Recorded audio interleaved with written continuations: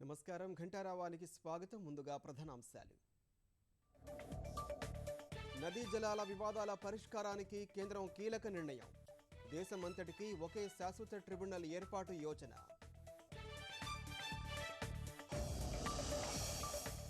Atal machine ద్వారా ఇక పట్టణాలకు మహర్దశ.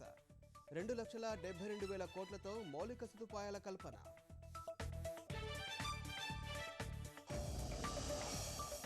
దేశవ్యాప్తంగా కొనసాగుతున్న ఐటీ శాఖ దాడులు. సూరత్ వ్యాపారి వద్ద 250కి పైగా ఆస్తుల పత్రాలు.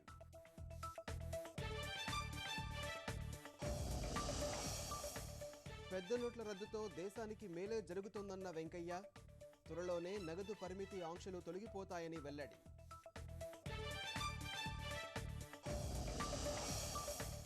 ఏపీకి ప్రత్యేక హోదాపై ట్విట్టర్లో జనసేనాని స్పందన. ప్యాకేజీను కంటి తుడుపు చర్యగా పేర్కొన్న పవన్. చెన్నై టెస్టులో త్రుటిలో ద్విశతకం కోల్పోయిన రాహుల్. మూడో రోజు ఆట ముగిసేసరికి భారత్ 4 వికెట్లకు 391 పరుగులు.